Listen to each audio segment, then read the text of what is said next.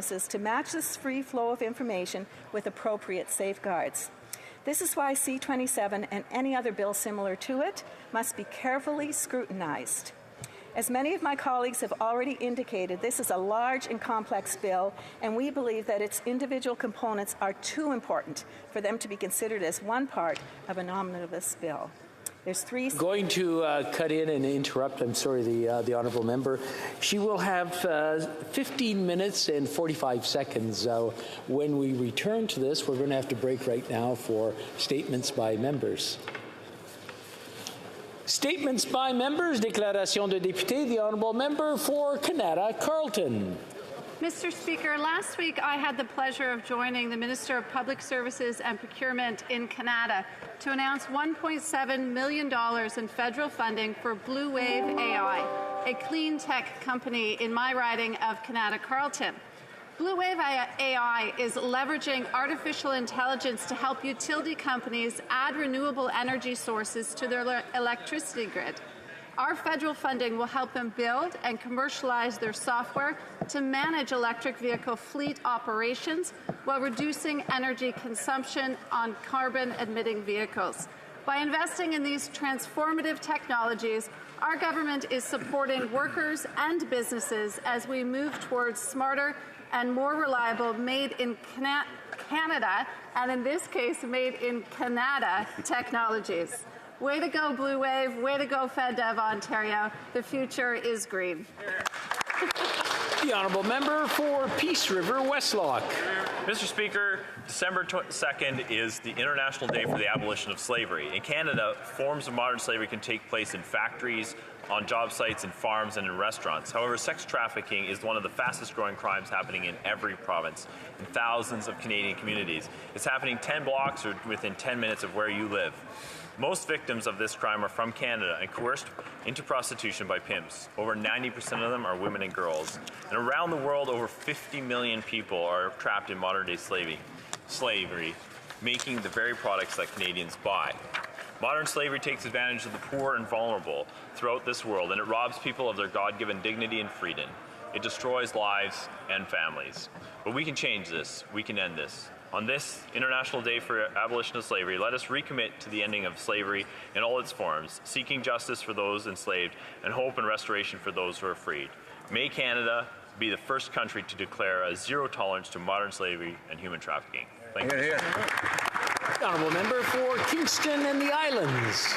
Mr. Speaker, almost 4 years since construction started, almost 5 years since all the funding was approved, and over 50 years since it was first conceived, a third crossing of the Cataraqui River in Kingston is almost ready for its opening date of December 13th.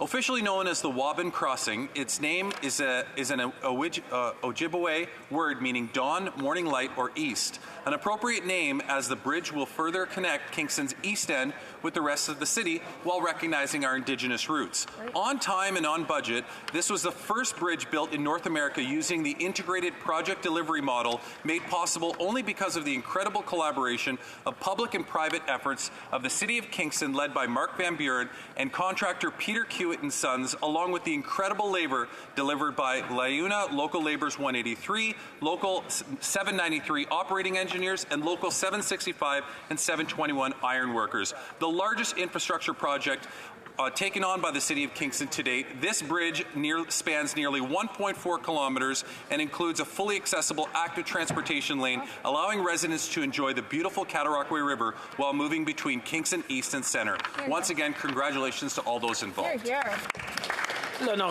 The Honourable Member for Abitibi-Témiscamingue. Mr. Speaker, I would like to highlight the exceptional tennis season of Quebec's Félix Auger-Aliassime. It ended with an impressive victory in the Davis Cup, where his performance was decisive to our winning this emblematic trophy for the first time. His progress this year has been phenomenal. He won his first tournament this year in Rotterdam, to which he added titles in Florence, Antwerp, and Basel. During this sequence, he won 16 matches in a row, qualifying for the ATP Finals. And during these finals, he managed to mark his first career victory against Rafael Nadal and ended the year ranked 6th in the world. Félix Auger-Aliassime is a source of pride for Quebecers. He is an example of perseverance and determination as one of the most successful athletes on the international scene in 2022. All of Quebec is behind him and hopes to see him reach the top of the world rankings next year. Thank you. The Honourable Member for Alfred Pellant. Mr. Speaker, the 2022 budget will provide $100 million over 3 years to support addiction, harm reduction, treatment and prevention at the community level. There are many reasons why people may turn to substance use, but one thing is certain: no one chooses to develop an addiction. This past weekend marked the end of National Addictions Awareness Week, but that doesn't put a stop to our necessary and daily struggle to minimize addiction's devastating effects on individuals, families, communities, and the country. On the contrary, I see it as an opportunity to call Canadians to action. So, in a non-judgmental way, I ask all Canadians to offer support and help eradicate the stigma. And if you are struggling with addiction, there are federal resources available to you, such as Wellness Space or Kids Help Phone. Know that you are not alone. Thank you, Mr. Speaker. The Honourable Member for South Shore St. Margaret's.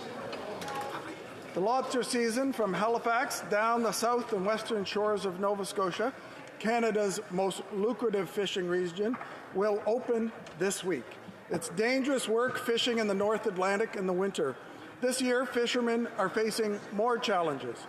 If the howling winds, frigid temperatures, and unpredictable waves weren't bad enough, the Liberal government's taxes are making it more difficult for fishermen to fuel their boats and make a living. The government's unscientific closures for bait fishery has made it tougher and more expensive for fishermen to set their traps. The men and women who make a living on the sea feed Canadians, and in southern Nova Scotia, the lobster industry is the main economic driver. Families depend on a thriving lobster season to pay the bills and put food on the table.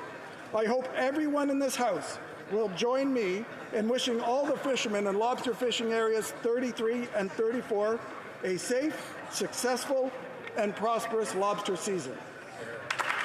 Honourable Member for Dartmouth Cole Harbour.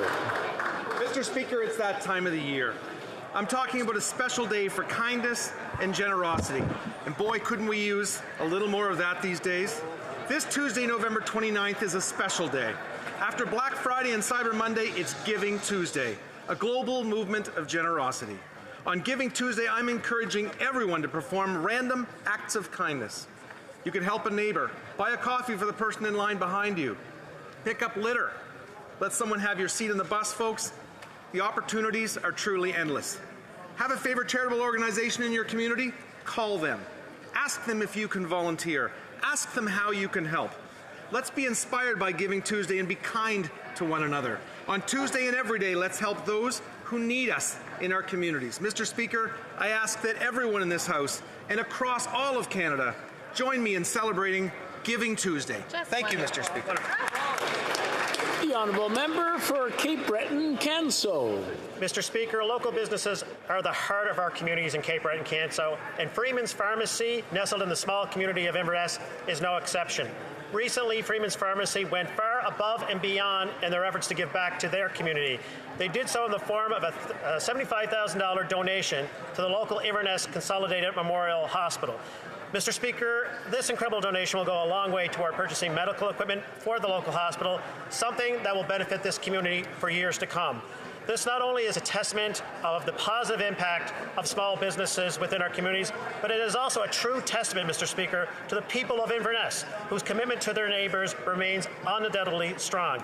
On behalf of the residents of Cape Breton-Canso, I extend my gratitude to the staff of Freeman's Pharmacy for their fine example of community-oriented kindness. Thank you. The Honourable Member for Charlebourg-Haute-Saint-Charles. Mr. Speaker, last Saturday, November 26th, something great happened, something that makes me personally very proud. Quebec City's Laval University football team, the Rouge et Or, won the Vanier Cup for the 11th time in its history against the Saskatchewan Huskies. It was an exciting game which showed us all that team solidarity, perseverance, and hard work until the very end of the game all pays off. The last time the Rouge et Or won the Vanier Cup was in 2018. 4 years later, this Quebec City team is back at the summit of Canadian university football. I would like to congratulate receiver Kevin Mittal, who was named the Vanier Cup Offensive Player of the Game. And finally, I want to pay tribute to Rouge et Or coach Glenn Constantin for leading his football team to this 11th victory. I would like to mention that this is Mr. Constantin's 10th career Vanier Cup. That means 1 out of 2 over 20 years. The people of Quebec City are all very proud of the Rouge et Or. Enjoy your victory. You deserve it.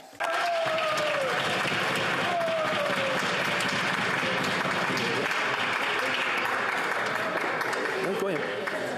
The Honourable Member for Sherwood Park, Fort Saskatchewan. Conservatives believe passionately in the value and potential of immigration. Immigration allows us to fill skill gaps in our economy, to incubate movements for freedom and justice, and to pollinate our national conversation with the good and beautiful from all over the world. Unfortunately, Liberals are undermining support for immigration by piling on silly red tape, extending wait times, and denying newcomers the opportunity to work and serve in their communities. A Conservative government would make our immigration system work again.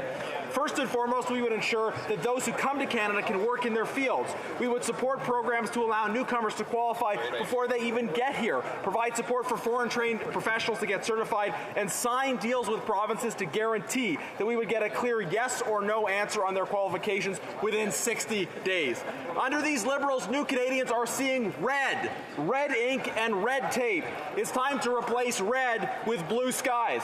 Conservatives are excited about the limitless potential of a diverse, pluralistic, and free society where anyone, no matter how long they've been here, can use their skills to build our country up. Mr. Speaker, for new Canadians and for all Canadians, it's blue skies ahead. Hear, hear, hear.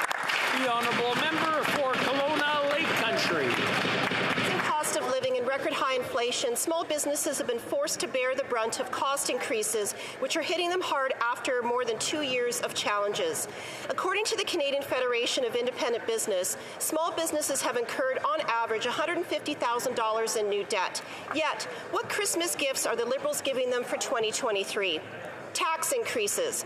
Carbon tax increases add cost to their heating bills and anything that is shipped. There's the payroll tax increase and an automatic tax increase on beer, wine, ciders, and spirits, affecting beverage production and hospitality industries. No wonder 1 in 6 Canadian small businesses are considering closing their doors. A female entrepreneur from my community recently told me she was making the tough decision to raise her prices, knowing it would affect her clients, and that she held off as long as she could. Small businesses are among the most affected by inflation, and they're making tough decisions every day.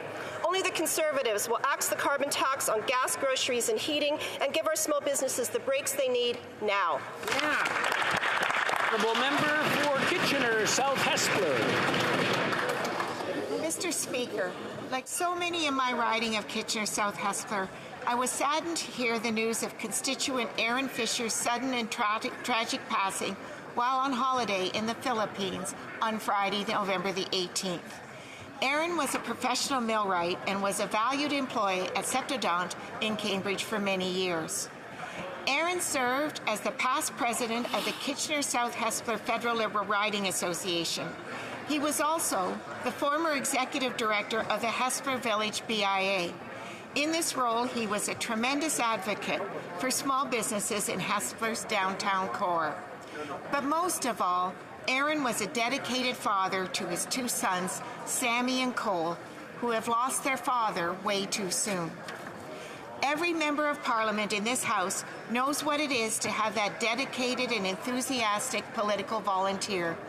Aaron contributed greatly on both federal and provincial boards and campaigns in various capacities. I extend my sincerest condolences to Aaron's family, friends, and former co-workers during this difficult time. He will be greatly missed. Well said. The Honourable Member for Longueuil-Charles-le-Moyne. Mr. Speaker, I had the pleasure last Saturday of joining the members of the 34th Canadian Forces Services Battalion and their spouses for a regimental dinner at the Saint-Hubert garrison. During the evening's events, we celebrated the career and command of Lieutenant Colonel Mario Saint-Denis, who retired as battalion commander in June of 2020. Lieutenant Colonel St. Denis is an exceptional soldier who had a brilliant career in the Canadian Armed Forces. I had the chance of working with him for many years, and let me say that over the years, he became a good friend. I wish him a well-deserved retirement. Lieutenant Colonel Lance Gosselin has now taken the reins, and I look forward to working with him and to continuing the strong relationship I've had with this battalion for many years. Once again, congratulations, and thank you to the 34th Battalion for that excellent evening. Thank you. Honourable Member for Algoma, Manitoulin, Kapuskasing. Mr. Speaker, today I recognize the hard work of trucking companies and drivers who keep our supply chains and economy moving. But those companies and employees are coming face to face with an illegal tax scheme that threatens the livelihood of the industry, rights of truckers, and the safety of people on our highways. Driver Inc. is a tax scheme designed to convince employees to register as a corporation. The company then pays the corporation, which is not subject to normal tax deductions. Drivers are not entitled to overtime pay, paid sick days, vacation, or severance pay. This illegal tax scheme leaves truckers unprotected in the event of workplace injury and vulnerable to unjust termination. Legitimate carriers and labor stand together in condemning this practice that benefits large corporate entities who push the demand for this illegal tax scheme. We must work together to clamp down on systemic labor abuses, close tax loopholes, and support those who respect the rules, protect workers, and keep our economy rolling. Thank you, Mr. Speaker. The Honourable Member for Rivière-du-Nord. Thank you, Mr. Speaker. Mr. Speaker, on November 17th, Statistics Canada released data on urban greenery. The good news is that Saint-Jérôme, with a result of 93%, is first in all of Quebec and even in all of Canada, Mr. Speaker. We can be very proud of our community's efforts over the last few years. We can be proud of our Petit Train du Nord Trail, our Lac Jérôme Nature Park, which is as big as the Mount Royal, or our Rivière-du-Nord, which runs through the Laurentians. In the face of climate change, developing green cities means building quality living environments, mitigating heat islands, reducing rainwater runoff, maintaining healthy wildlife habitats, and maintaining the beauty of the area. If Saint-Jérôme is first in urban greenery, well, rest assured that we will not stop there, Mr. Speaker. Saint-Jérôme will become even greener and consolidate its title as a champion of transit electrification. Forward for the planet, forward for Quebec. The Honourable Member for Fort McMurray Cold Lake. Thank you, Mr. Speaker. The addiction crisis is destroying lives and tearing families apart. Whether it be the rapid increase in opioid-related deaths, a massive spike in meth use driving rural crime, or an overuse of alcohol that continues to utilize more health resources than all other substances combined, Canadians are suffering. I hear so often from communities that the system is broken. In fact, it often feels like everything is broken. But we can fix it. Conservatives believe that addiction is a health condition. We believe in a fair, firm, and compassionate approach to addressing the addiction crisis, and that every Canadian deserves to live in a safe community, and that every person struggling with this illness deserves an opportunity to pursue recovery. We believe there should be a recovery-oriented system of care that helps people on their journey. This means prevention, intervention, treatment, and recovery. And Conservatives believe that you have to meet people where they're at, but that we need to stop leaving people there.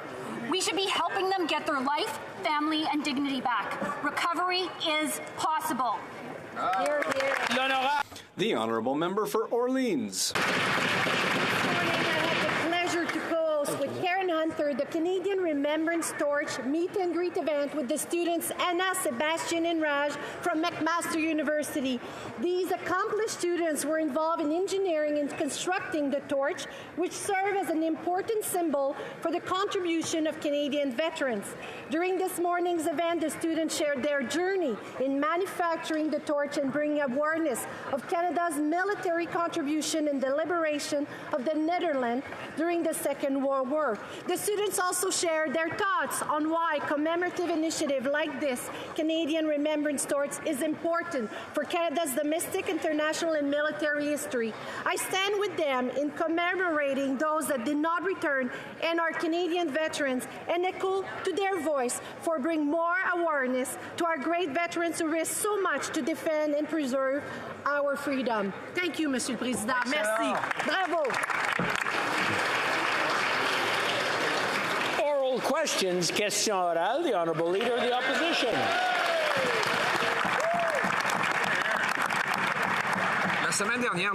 Last week, the governor of the Bank of Canada indicated that inflationary deficits under this government had added to the inflation we're experiencing today. The Prime Minister said it was just because of COVID that he had to create this kind of exorbitant deficit. But 40% of the deficits had nothing to do with COVID, and they're costing each Canadian $350, according to the Governor of the Bank of Canada. Will the government reverse its inflationary deficits so that Canadians can pay their bills? The Honourable Deputy Prime Minister. Mr. Speaker, I'd like to begin the day and the week with good news. This week, on Thursday, December 1st, Canadians can begin applying for a benefit that will allow parents with kids under 12 to claim $600 for dental care. This is excellent news for all Canadians, especially for our children. The Honourable Leader of the Opposition. The Bank of Canada has said that this government's deficit spending is driving inflation, that inflation is costing $3,500 for the average Canadian. And furthermore, we're facing a heat crisis over the winter. The Liberals say they're going to buy everyone a heat pump, but according to McLeod-Lowry Insurance Group, many insurance companies will not accept heat pumps as a main source of heat. That's because they can't be counted on to keep the pipes from freezing. So instead of distracting with promises that won't work, why won't the Liberals cancel their plan to triple the carbon tax and raise home heating prices? Well, Deputy Prime Minister. Providing dental care for all Canadian children under 12 is not a promise that won't work. That is a commitment that starts this Thursday, and it means that never again will a Canadian parent of young children need to choose between buying the groceries, paying the rent, or taking their kid to the dentist. That is something for us all to celebrate. When it comes to fiscal responsibility, Canada has a AAA rating and the lowest debt and deficit in the G7. Honourable Leader of the Opposition. Mr. Speaker, the question was about home heating. The NDP has voted to raise home heating prices. They voted against our motion to take the carbon tax off home heat, and they did it right before a winter where analysts expect that home heating prices will double. Now the Liberals say they'll buy everyone a heat pump, which insurance companies say will not be insured because you need a backup heat supply in order to keep the pipes from freezing. So instead of coming up with new schemes, why don't they just cancel the tax so Canadians can stay warm this winter? The Honourable Minister of Natural Resources. Mr. Speaker, and I certainly think that we can all agree that affordability is an incredibly important issue for Canadians, for all Canadians. That is why we have done a number of things, including doubling of the GST benefit, enhancement to the workers' benefit, and investments in energy efficiency to ensure that we are addressing affordability. It's also the case, no matter what the opposition tries to say, that 8 out of 10 Canadian families actually get more money back than they pay in the price on pollution. And I would say every member on that side of the House, including the Leader of the Opposition, campaigned on a platform of putting in place a price on pollution. What does he say to his constituents now? I don't know. The Honourable Leader of the Opposition. Well, I say to my constituents that we want them to have lower, not higher home heating bills.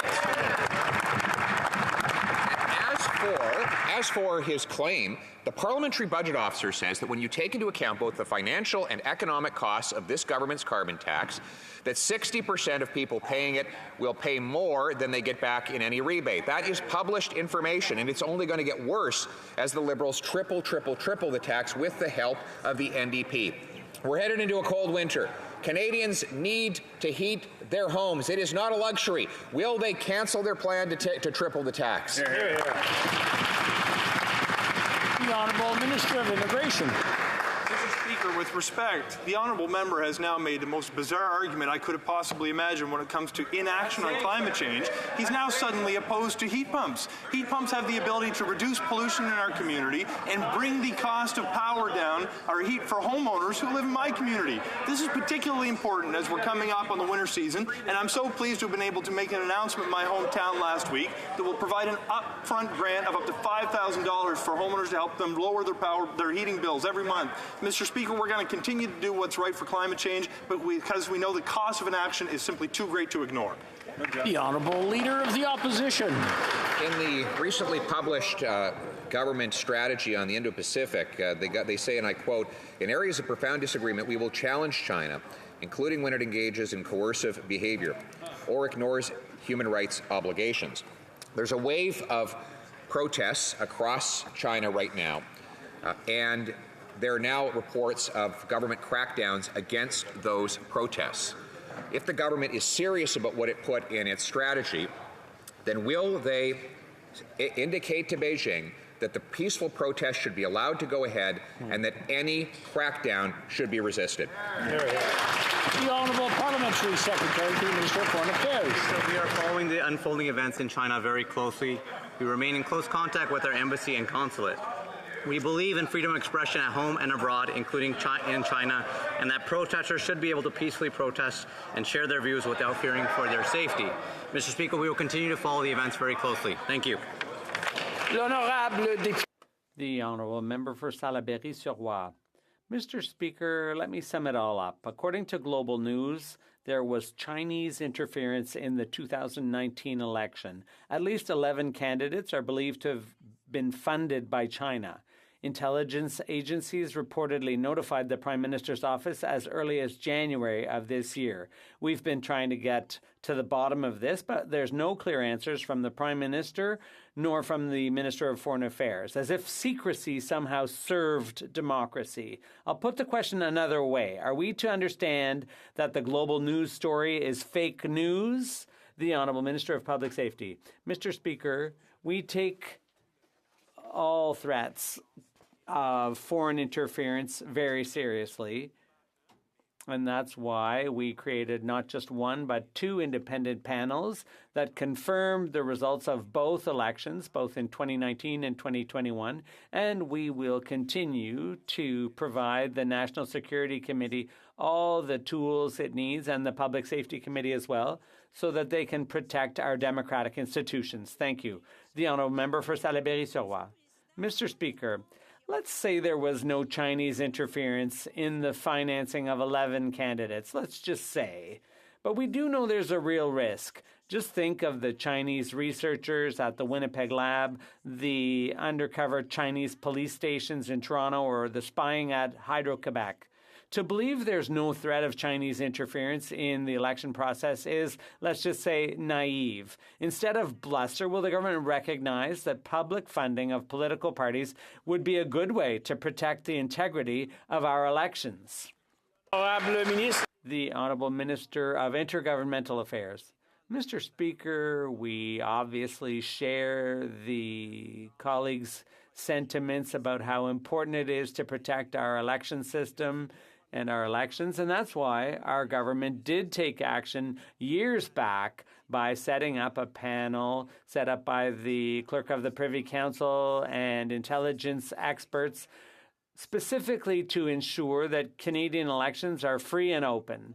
And that's what was confirmed in 2019, and good news, Mr. Speaker, in 2021 as well. Member for North Island, Powell River. Mr. Speaker, Canadians are struggling to keep up with rising food costs. Canada's biggest grocer, Loblaws, made $556 million in profits in 3 months. While first-time visits to food banks go up by 64%, the Loblaws CEO is just getting richer. The NDP called on the Liberals to make this right and make them pay their fair share, but Canadians have yet to see any action. Will the Liberals stand up with everyday Canadians and make these people pay their fair share? The Honourable Deputy Prime Minister. Mr. Speaker, Speaker, our government is absolutely committed to ensuring that everyone pays their fair share.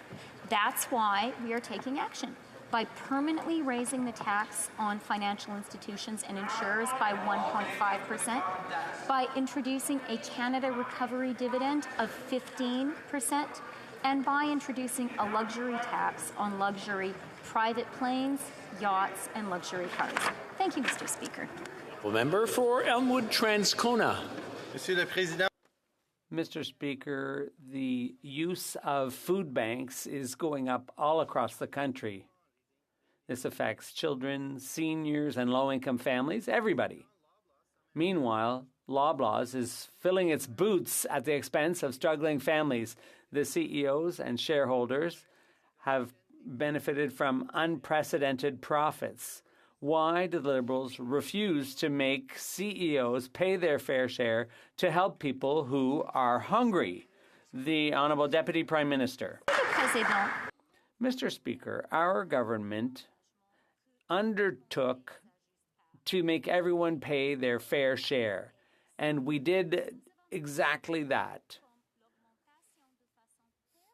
We increased the corporate income tax rate by 1.5% and for banking and financial institutions, and we also introduced a 15% Canada Recovery Dividend, and we also put a luxury tax on luxury cars and yachts. Forest Lawn. Mr. Speaker, Canada is the only country in the developed world to increase the carbon tax during an affordability crisis. Even Japan got with the program and cancelled its plan to increase the carbon tax. The Liberals keep raising the tax, yet emissions keep going up, and they haven't hit a single emission reduction target. Even the Governor of the Bank of Canada said, axe the carbon tax and the Liberal inflation will be reduced. So why won't the Liberals stop forcing their failed carbon tax scheme on Canadians? The Honourable Parliamentary Secretary to the Minister of the Environment. Thank you, Mr. Speaker. And Mr. Speaker, last week we heard really good news for Atlantic Canadians. 3 Atlantic provinces are going to get access to the climate action rebate. That's going to put more money in their pockets, Mr. Speaker. But even more good news, Mr. Speaker, hundreds of millions of dollars are going to flow into Atlantic Canada to transition from dirty, expensive fuel oil to cleaner forms of energy. Heat pumps rule, Mr. Speaker. We're making life more affordable and fighting climate change. The Honourable Member for Calgary, Forest Lawn. Mr. Speaker, that is a tax plan and not a climate plan. Their failed plan is sending more Canadians into the food bank, more families that have to skip meals. They keep on failing on the environment, they haven't fixed the economy, and they keep on charging Canadians even more. So why won't the Liberals get out of the way, give Canadians a break, and axe the tax? The Honourable Parliamentary Secretary. Well, thank you, Mr. Speaker. And the Conservatives never met an environmental program that they didn't want to cut. Mr. Speaker, I mentioned last day that they gutted our environmental laws. They cut $350 million from the climate action budget. Mr. Speaker, for 10 long years, they did absolutely nothing on climate change, Mr. Speaker. We're on track to meet our emissions target. We're doing something about climate change. We're building the economy of tomorrow. Member for Haldimand, Norfolk. The Liberal carbon tax has driven up the cost of home heating, fuel, and groceries. Canadians are suffering. People are wearing their winter coats inside of their homes just to keep down heating costs. Mothers are diluting their baby's milk just to stretch it. And yet, Canada pitifully lacks and ranks 58 out of 63 countries for climate action. Will the Liberal government stop forcing their failed climate tax on suffering Canadians? The Honourable Minister for Rural Development. Mr. Speaker, I really find it quite rich coming from the party opposite who promised a climate plan and we haven't delivered. They haven't delivered because I can tell you the people in my riding, they want action on climate right now. The impacts of Fiona are still being felt on the ground. Now add not only to the damage done to personal homes, to infrastructure and wastewater, municipal infrastructure, add 4 feet of snow to that, Mr. Speaker. My constituents want action on climate now. The Honourable Member for Haldimand, Norfolk. I remind the Liberal government that they are in government. They need to present a plan. This government lacks credibility when it has not met a single climate target. A tax on the backs of average Canadians does nothing to drive down emissions. It drives up poverty. More Canadians are relying on food banks than ever before. The food banks fear that they are going to run out of food. The carbon tax is not an environmental plan. It is a tax plan. Will this government cancel their cruel carbon tax on gas, groceries, and home heating? The Honourable Minister of Natural Resources. Mr. Speaker, and yes, we are in government, and we are in government in part because we actually have a credible plan on climate. I think Canadians actually expect His Majesty's official opposition to have a climate plan, which they clearly do not. Mr. Speaker, affordability today is critically important, but so is affordability tomorrow. We cannot leave the kinds of costs to our children that we will if we do not address climate change. The Climate Institute estimates $100 billion a year by 2050 if we do not act to mitigate carbon emissions. We are going to do so in a manner that will promote economic opportunity and address climate change. The Honourable Member for Louis Saint Laurent. Mr. Speaker, inflation is hitting hard in the pocketbooks of all Canadian families. Everything is more expensive. As a result, meanwhile, the government is looking to raise the Liberal carbon tax. There's one thing they need to understand. When you raise taxes in times of inflation, it pays off for the government, but not for taxpayers. When will the government finally make the right decision and scrap the carbon tax hike in these inflationary times? The Honourable Minister. Thank you, Mr. Speaker. We need to focus on the issue of affordability to help Canadians deal with. We need to take into account the costs of climate change, adaptation. Those costs will be in the order of $25 billion by 2025. In dealing with the question of affordability, we have to also tackle the question of climate change. Thank you. The Honourable Member for Louis Saint Laurent. And it's certainly not by attacking Canadians' pocketbooks that the climate problem is going to be solved. This minister, the Prime Minister rather, has made a name for himself with some harebrained economic theories like budgets balance themselves or that SMEs are being used for tax evasion. Ridiculous economic theories. But this is the first time a head of state has ever said it's a good idea to raise taxes in a period of inflation. So, is there anyone in this government who can stand up and say when they're going to scrap the carbon tax hike in times of inflation? The Honourable Deputy Prime Minister. Mr. Speaker, I find it interesting that my honourable colleague has raised the question of absurd economic theories put forward by Canadian politicians, because the most harebrained theory we've heard was the Conservative leader's recommendation that Canadians fight inflation by investing in crypto. That was a crazy idea and a dangerous one. And this is the time for all Canadians to smarten up. The Honourable Member for Rivière-du-Nord. Mr. Speaker, the government continues to be secretive about its decision to invoke the Emergencies Act. CSIS says the convoy wasn't a threat to national security at all, and we know it didn't meet the definition of national emergency in the Act. The only document the government says it relied on was an obscure legal opinion that the Minister of Justice is hiding. The minister, as a lawyer, may well be bound by solicitor-client privilege, but not the government, the client. If the legal opinion really justified invoking the Act in every respect, can we seriously believe the government would want to hide it? The Honourable Minister of Public Safety. Mr. Speaker, you have to remember that last winter we were facing an unprecedented situation. The consequences for Canadians, for workers, for families, it was all unprecedented. And after much consultation with police and other levels of government, we took the decision that was necessary. A number of ministers, including the Prime Minister, testified, and now Justice Rouleau has said he's got all the evidence he needs to make a report, and we will continue with transparency while we await that important report. The honourable member for Rivière-du-Nord. Mr. Speaker, if the legal opinion was entirely in the Liberals' favour, there would have been hundreds of copies distributed to the media. In fact, the Liberals read the opinions, they read the Act, they saw they didn't meet the threshold to proclaim the Act, and they invoked it anyway. It was exactly to prevent this that the old War Measures Act was changed to the Emergencies Act, because it was necessary to prevent any government from saying, just watch me, and arbitrarily suspending individual freedoms. Does the government realize that it has set a dangerous precedent here? The Honourable Minister of Intergovernmental Affairs.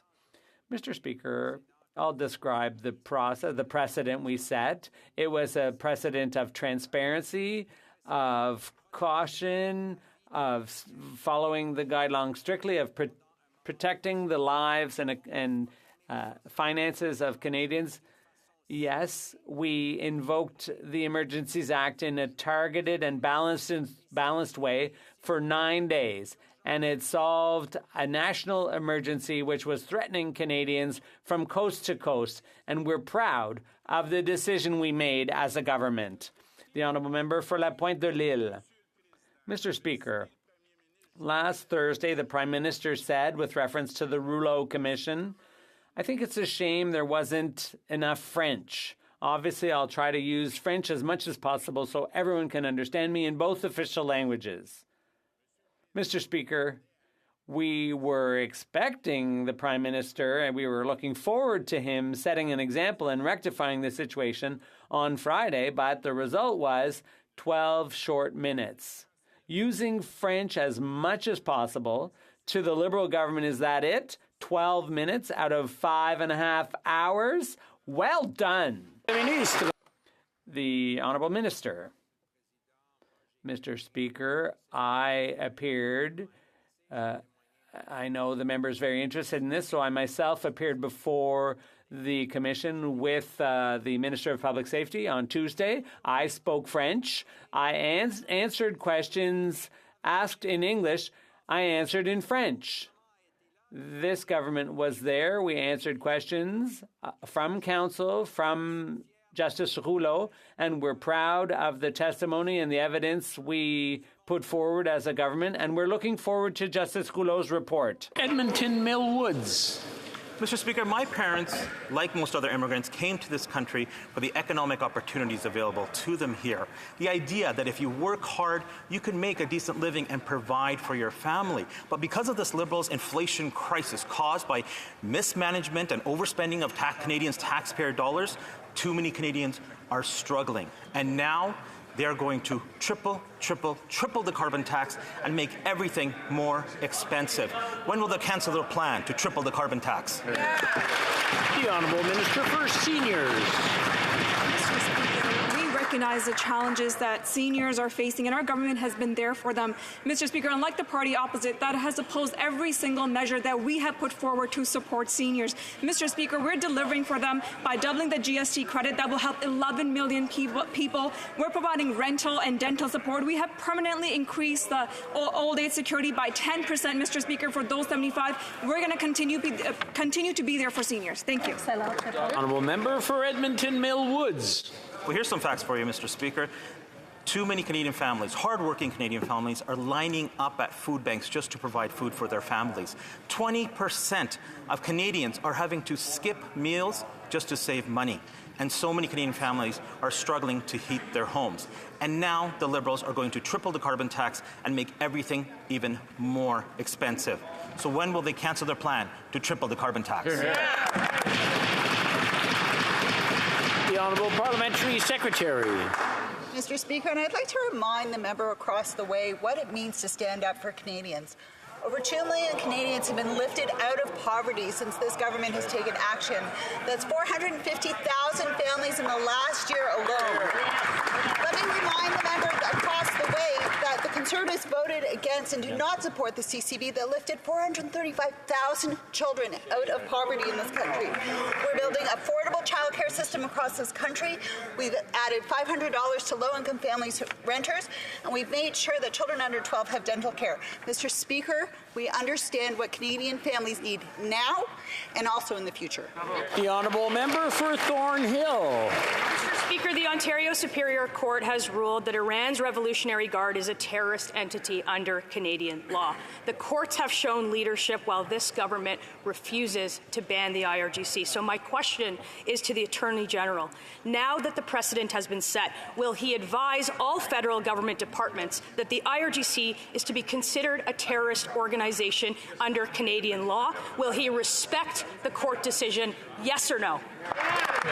The Honourable Minister.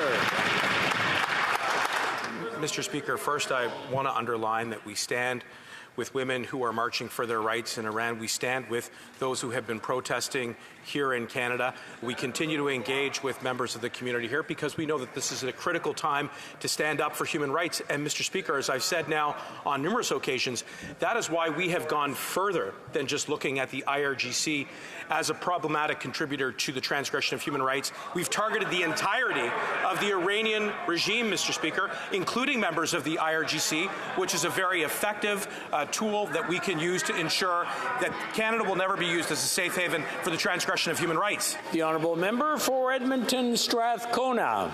Speaker, healthcare in Alberta is in chaos. Kids are waiting 20 hours for care. Paramedics are overwhelmed. Nobody can find a family doctor. Now, the Alberta Children's Hospital is so overwhelmed that it's added a portable trailer in the parking lot to treat sick kids.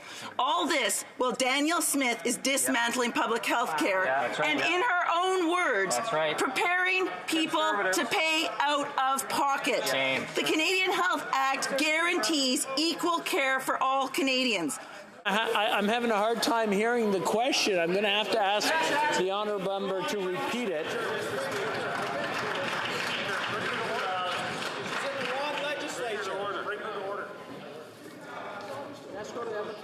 She meant to ask this question in the Alberta legislature. Okay, now that everything's calmed down, I'm going to have to ask the honourable member for Edmonton Strathcona to maybe start from the top, please. Alberta is in chaos. Kids are waiting 20 hours for care. Paramedics are overworked, and nobody can find a family doctor. And now the Alberta Children's Hospital is so overwhelmed that they've added a portable trailer in the parking lot to treat sick kids. And all this while Danielle Smith is dismantling public health care and, in her own words, saying that she's preparing us to pay out of pocket for care. The Canadian Health Act guarantees equal care for all Canadians. What is this government doing right now to protect our universal and our public health care system? The Honourable Minister of Health. Thank you, Mr. Speaker, and I think everyone in this House does feel the duty to support the Canadian Health Act, not because it's the right thing to do only, because it's the important thing to do right now. Our workers, our patients are suffering across Canada. That's why we have invested just a few months ago $2 billion extra in reducing backlogs in surgeries and treatments. That's why the CHT will increase by another 10% in March this year. That's why we are investing $3 billion for mental health, $3 billion for long-term care, and $3 billion for home care. And there'll be more, Mr. Speaker, we'll be doing over the next few weeks. Member for Courtney Alberni. Mr. Speaker, our emergency rooms are overwhelmed, and Canadians with no mental health supports are having to turn to these overcrowded ERs for help. The Liberals promised that mental health care would be treated as part of Canada's universal health care system. With long wait lists for treatment and the high costs of therapy, Canadians have been left with nowhere to turn. And the cost of essentials like food, I can't even get my question off, Mr. Speaker. Like, I'm trying. Like, deal with them. I just want to point out, it's, if I can have your attention, please, order. And I understand that when you're close to someone, near in proximity in this chamber, it's easy to yell or shout at them, and it's not respectful. And I just want to point out the honourable member for Edmonton West. if he's listening. I could see him, I could barely hear him, but it really carries well. So if he's going to heckle, maybe just heckle a different way, if he's going to heckle, but I recommend against heckling. The honourable member, finish off his question, please. Mr. Speaker, if you don't mind, could I start it from the top? Okay. Well, Mr. Speaker, the long wait list for treatment and the high cost of therapy, Canadians have been left with nowhere to turn. And the cost of essentials like food is putting even more stress on Canadians struggling with their mental health. When will the Liberals finally deliver a mental health transfer so that people can access the health services that they need when they need them the most? That's right. The Honourable Minister for Mental Health. Mr. Speaker, our government is working with the provinces and territories to strengthen Canada's health system. We've already made historic investments to support mental health, including $5 billion through the bilateral agreements with all provinces and territories, which is now providing $600 million on an annual basis until 2027. We know more needs to be done. Other further actions, engaging with provinces and territories and stakeholders to invest additional funding through the mental health transfer. We are also working on a comprehensive evidence-based plan, including the timely sharing of data. Member for Surrey Newton. Mr. Speaker, keeping our oceans safe and clean is a top priority for many British Columbians, with dozens of vessels transmitting every day in the BC waters. Protecting our oceans is of utmost importance to British Columbians. Can the Honourable Minister inform this House of further ways our government is keeping our waters safe from coast to coast to coast? Solid question. Well, Minister of Transportation. Mr. Speaker, I want to thank my colleague from Surrey Newton for his leadership and his advocacy on behalf of the community. 10 days ago, I joined my colleagues in BC, including the Minister of Natural Resources and the Minister of Fisheries and Oceans, as part of announcing $1.2 billion for the next phase of the renewed Oceans Protection Plan, which includes 29 new initiatives that will strengthen marine safety. And Mr. Speaker, our government continues to be committed to meaningful work with Indigenous peoples and coastal communities so we can ensure our oceans remain safe for all.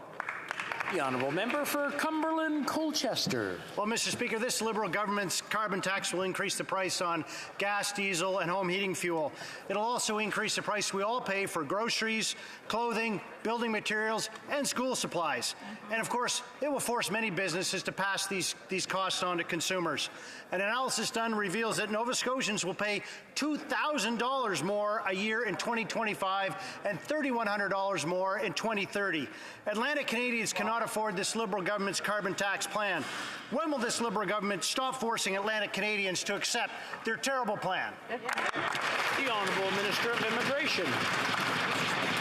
The member talks about a terrible plan. I'll tell you what a terrible plan is not taking action on climate change. His communities and mine are both still dealing with homeowners who are cleaning up the debris in their backyards. His community and mine are both dealing with farms that have had silos torn down and farmers who are more than $100,000 out of pocket so they can feed their cattle this season. Mr. Speaker, we're going to continue to do what we can to reduce pollution because it's the right thing to do, but we found a way to make sure that homeowners and families are left better off. 8 out of 10 families are left better off. We also introduced a new plan that will have $5,000 upfront grants so people can reduce their power bills by installing heat pumps. It's confounding to understand why he can't support something so simple.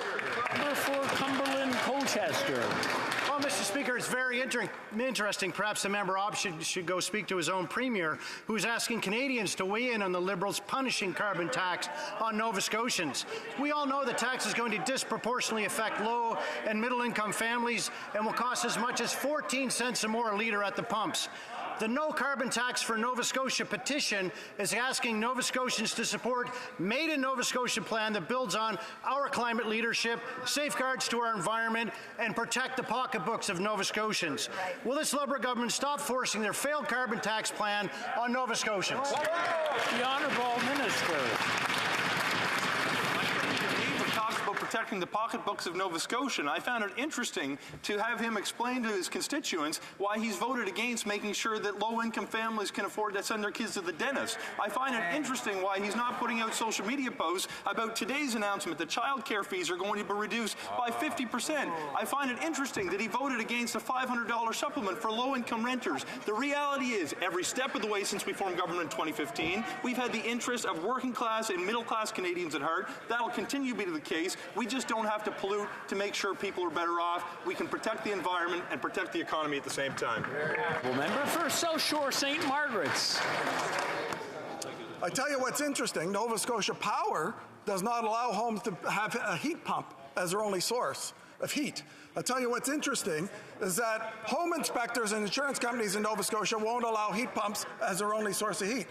And you know why? Because the Canada Building Code prohibits them from doing so because they have to maintain a house at 20 degrees or more, which they cannot do in cold weather. So I will ask this government, will they stop their fairy tale programs and stop forcing Nova Scotians to pay for their unhelpful and The Honourable Minister of Immigration.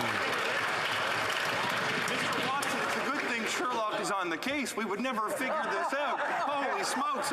It's unbelievable, but somebody could have a heat pump and some other source of heating as well. The reality, Mr. Speaker, is we have a new $5,000 grant. There will be an upfront payment directly to homeowners that is going to allow them to save thousands of dollars every year. It would help reduce pollution in our communities. I'm going to have order.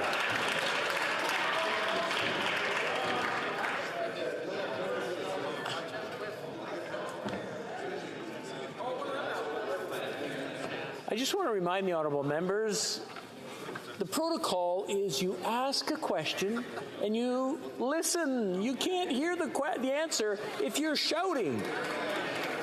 The Honourable Minister of Immigration, he's got about 15 seconds left if he wants to finish off that thought. I will simply say, Mr. Speaker, we have found a way to save people money and reduce pollution. That's a good thing. If the Conservatives agree, I invite them to support us. The Honourable Member for Coast of Bay Central Notre Dame. Mr. Speaker, between the monthly increase in mortgage payments, the price of groceries, gas to drive to work, and the cost to heat their homes, Atlantic Canadians don't know where to turn. Yet, the Maine Minister from Newfoundland and Labrador says he's sick and tired of them complaining about the cold winter. Well, Mr. Speaker, I'm going to keep the heat on this cold-hearted minister. And I implore him to beg his old buddy, the Prime Minister, to not force this carbon tax plan down the throats of Atlantic Canadians. The Honourable Minister. Speaker, to be given yet another opportunity to tell the family of four in Newfoundland and Labrador that they will be receiving $1,312 in cold hard cash directly to their bank account 4 times a year. That's $328 starting in July, another $328 just when they're getting ready for the winter in October, and another $328 come January. I will take that as cold-heartedness. No, I will take that as good money. Cold, hard cash, Mr. Speaker. L'honorable député d'Avignon, L'Amitié-Matane, Matapédia. Monsieur le Président, la semaine prochaine, le Canada... Mr. Speaker. 1 second, please. I'll just wait for everyone to calm down. Maintenant que tout le monde est calme. Now that everyone is calm, I would ask the honourable member to continue. Merci, Monsieur le Président. La semaine prochaine... Thank you, Mr. Speaker. Next week, Canada's inviting the world to COP15 to discuss biodiversity. Meanwhile, in Newfoundland, 5 oil companies have been authorized to conduct exploratory drilling for finding oil in the ocean without environmental assessment. We're talking about a marine area that includes the humpback whale, blue whale, fin whale, and the right whale, an endangered species with only 336 left in the world. These species are part of the wealth of our biodiversity. So what credibility does Canada have at COP15 to talk about protecting biodiversity? The Honourable Minister. Merci, Monsieur le Président. Je tiens Thank you, Mr. Speaker. I just want to specify that any proposal for production in the areas under proposal are part of our climate plan and have to offer better performance with regards to emissions, including no net emissions by 2050. Biodiversity is a very important issue for the Government of Canada and for Canadians throughout the country. Député d'Avignon, la Métis Matapédia. Monsieur le Président, il n'y a pas juste des balais. Mr. Speaker, there's not just whales in those waters, there's coral too. The federal government imposes fishing restrictions to protect coral. Fishers aren't allowed to do anything that comes into contact with the seabed, but the federal government allows oil companies to dig up the seabed to find deposits to develop. Strange logic. Will the minister take advantage of COP15 to explain to us why protecting biodiversity is important for fishers, but not oil companies? Honorable Ministre. The Honourable Minister. Comme j'ai dit, Monsieur le Président. As I said, Mr. Speaker, it's very important to have a solid environmental assessment system for all projects involving oil, forestry, and other resource industries. We have a process in which we can review environmental impacts. We have set up that process, and it's very important. And that is what's going to happen with the projects that my counterpart mentioned. For Fundy Royal. Well, Mr. Speaker, the evidence is in, and it's not good. Violent crime is up 32%. Canada's homicide rate is at the highest it's been since 2005. And gang-related killings are on the rise. And what does this Liberal government choose to do? Rather than go after criminals and gun smugglers, they're going after farmers and duck hunters. Mr. Speaker, will the minister finally admit that the Liberal soft-on-crime approach is not working and the evidence shows it has to end? The Honourable Minister for Public Safety. Mr. Speaker, I want to be clear that we are absolutely not targeting law-abiding gun owners. The guns that we are going after are the assault rifles that were used in Portapique and Truro in Nova Scotia. The guns that we are going after are the guns that were used at the Quebec City Mosque in Quebec City. The guns that we are going after, Mr. Speaker, are the guns that were tragically used in Polytechnique. Those are the assault rifles that we are targeting in Bill C-21, and it would just be time now for the Conservatives to stop filibustering and study this bill, debate this bill, and pass this bill so that we can end gun violence once and for all. Thank you, Mr. Speaker. Honourable Member for Niagara Falls. Speaker, these Liberals have failed to make life easier for violent criminals by repealing mandatory minimums. Many of these mandatory minimums were implemented by this Prime Minister's father. They failed to stem the tide of illegal handguns coming across the border, including those 4 breaches in Niagara. Mr. Speaker, it's been mentioned before.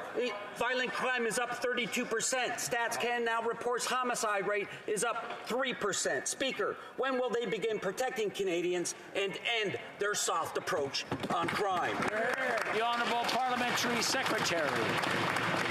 Mr. Speaker, and I welcome the opportunity to talk about our very smart criminal justice policy. Mr. Speaker, serious crimes will always have serious consequences. Bill C-5 is moving past failed policies of the Conservative era, who clogged our justice system and filled our prisons with low-risk first-time offenders. Time and resources that should be devoted to fighting serious crimes, Mr. Speaker. In fact, former Supreme Court Justice Moldover, whom no one can accuse of being soft on crime, recently stressed the need for different approach to less serious offenses. Our communities are not safer for it, Mr. Speaker. Le député de Charbon-Haute-Saint-Charles. Monsieur le Président, selon un sondage. Mr. Speaker, according to a survey, 84% of Quebecers are concerned about the surge in violence in the Greater Montreal area. The 2021 annual report by the Montreal Police confirms that crimes against people are up by more than 17% compared to the average over the last 5 years. Crimes are being committed with illegal firearms by criminals, not hunters. Will the Liberals finally do the right thing and deal with violent criminals, protect Canadians, and leave our hunters alone? The Honourable Minister. Président, je partageais les préoccupations. Mr. Speaker, I share the concerns of my colleague. That is exactly why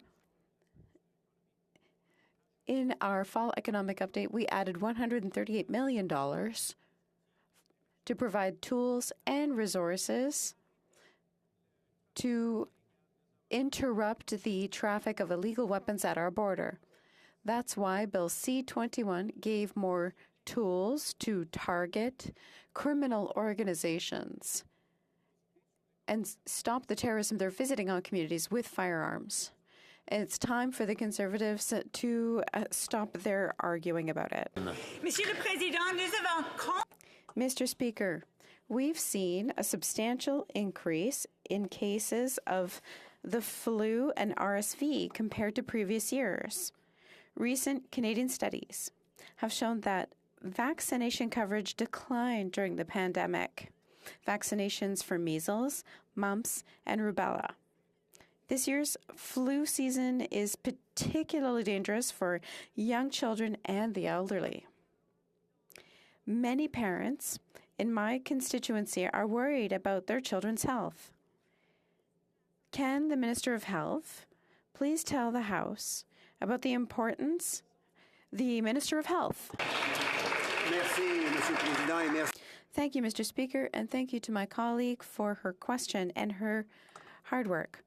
We obviously share the same concerns about getting people vaccinated. We're worried about teachers and children. We're worried about what's happening at hospitals and in pediatric care units. That's why I want to talk about the benefits of vaccination. Vaccinations work. They're free throughout the country, and they're accessible as well to all adults and children. Let's take advantage of it to protect our families and communities. Barry Innisfil. Feels like everything is broken in Canada because of this Prime Minister and this Liberal government. And why should anyone be surprised? It's part of the Liberal playbook not to unite Canadians, but to divide them.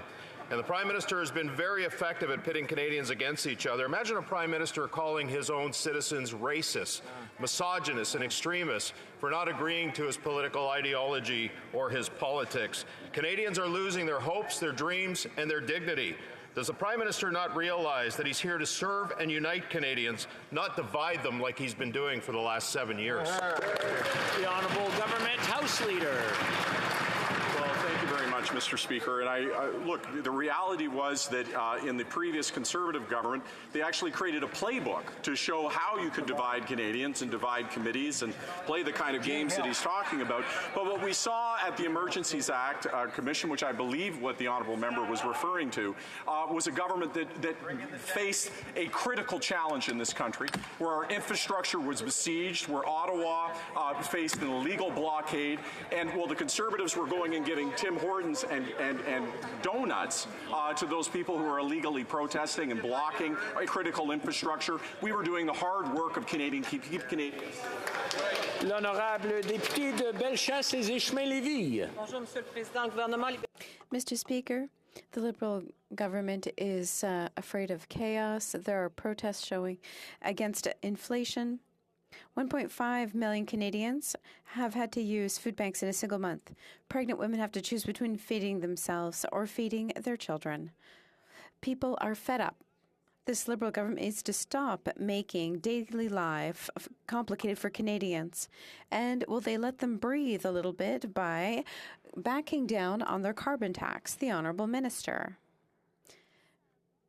Mr. Speaker, we know that many Canadians are facing very real difficulties due to inflation.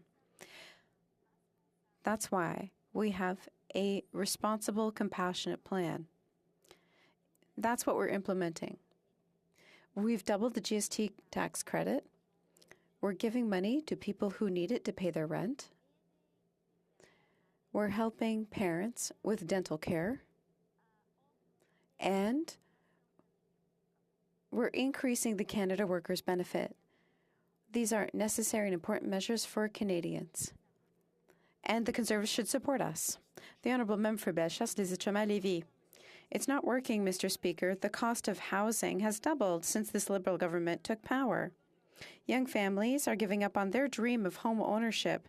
Students have to sleep in shelters. It's happening here in Canada, a G7 country. It's shameful. It's embarrassing. When will the government let people take back control over their lives? The Honourable Deputy Minister. Mr. Speaker, we know full well that Canadians are having difficulties today because of the worldwide economic situation. That is why we have set up a plan to help Canadians. We're improving the GST tax credit. We're helping out with student loans and improving the Canada Workers' Benefit. If the Conservatives really want to help Canadians, they have to support our plan. For Etobicoke Centre. Mr. Speaker, global food insecurity has been growing for the last several years, but it has been brought to a critical level because of Russia's genocidal war in Ukraine and Russia blocking the food exports from Ukraine that feed hundreds of millions of people in countries around the world. As a result, countless people in countries around the world are facing food shortages and are facing starvation, with the vulnerable suffering the most. Could the Minister of International Development speak to what Canada is doing to fight food shortages and to fight starvation around the world? Good question. The Honourable Minister of International Development. Mr. Speaker, I'd like to thank the member from Etobicoke Centre for raising this very important issue. That despite the challenges Ukrainians face, they continue to look beyond their borders in supporting the fight against hunger in the global south. Our government commends Ukraine on its commitment to donating grain to help address the global food crisis as part of its Grain from Ukraine humanitarian initiative. This is why Canada is providing $30 million to the World Food Program to facilitate additional shipments of Ukrainian grain moving through the Black Sea Grain Initiative. And with our partners, we will continue to look at ways on how we can make sure that food is available for the most vulnerable. Thank you. The Honourable Member for Winnipeg Centre. Thank you, Mr. Speaker. On Wednesday, childcare workers and advocates are holding a day of action. Their message? That childcare staff are worth more than they are being paid.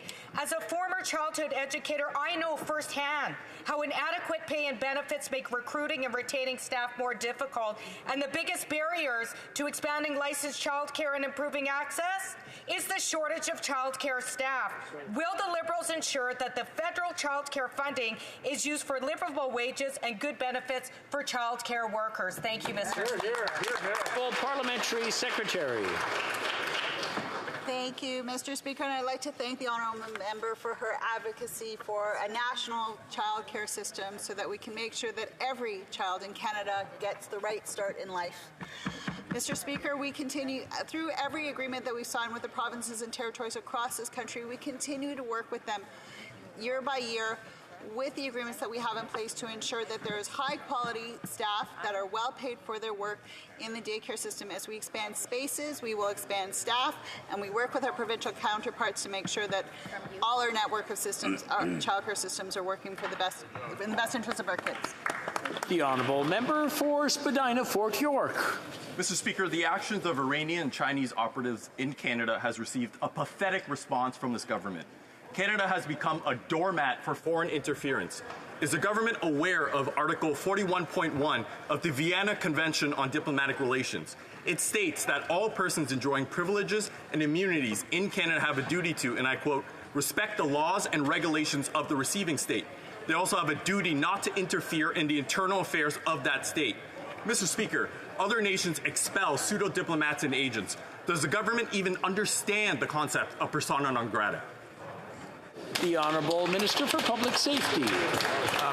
Mr. I want to be unequivocally clear that the government has taken decisive actions in sanctioning the Iranian regime, including most recently using a sparingly used provision under the IRPA Act to ensure that no one in the most senior echelons of the regime can set foot here or use Canada in any way as a safe haven to advance their transgression of human rights or terrorist activities. Mr. Speaker, we will stand with women in Iran. We will stand with all those who are protesting. We will stand with the community to stand up for human rights both here and around the world. Thank you very much.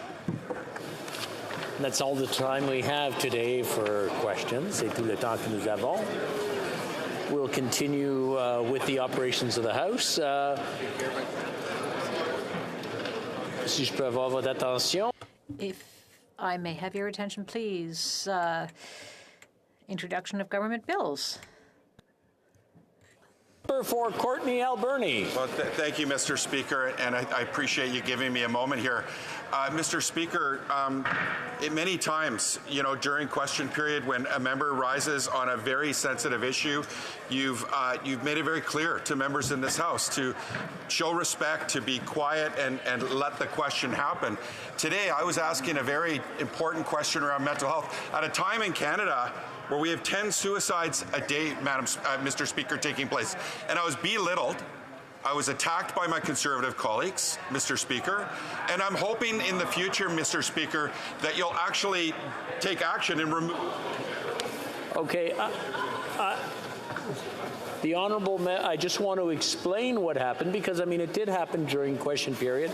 Now, normally what happens is the Speaker will stop the question and then either continue it or take it from the top.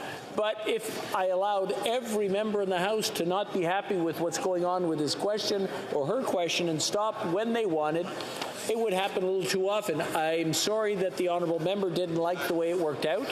Now let's go to the shouting that's going on.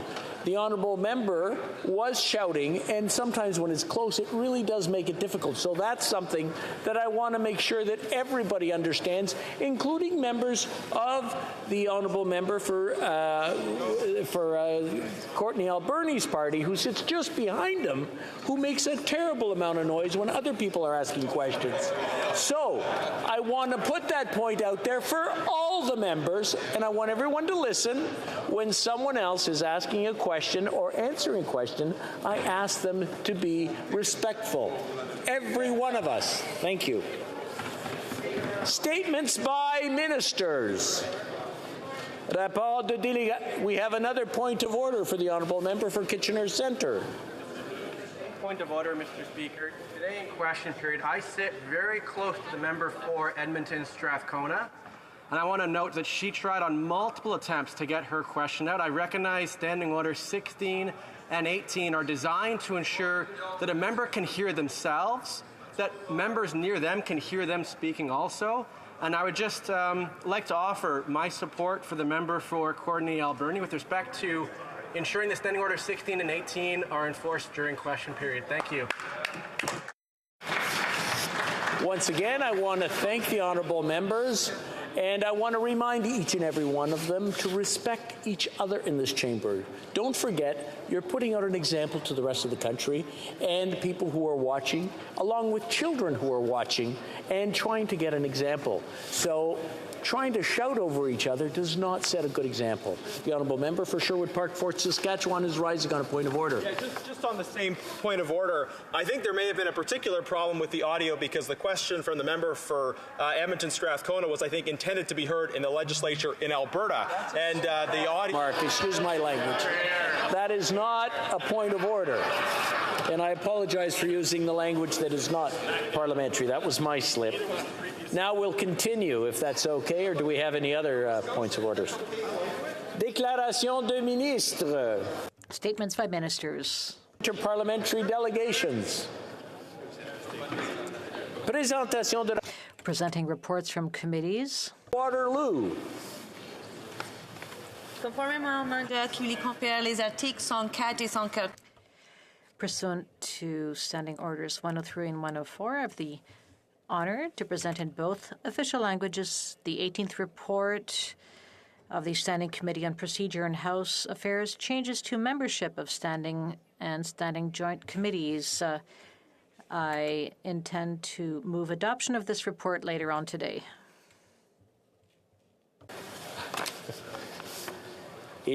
Introduction of Private Members Bill. The Honourable Member for Peace River Westlock.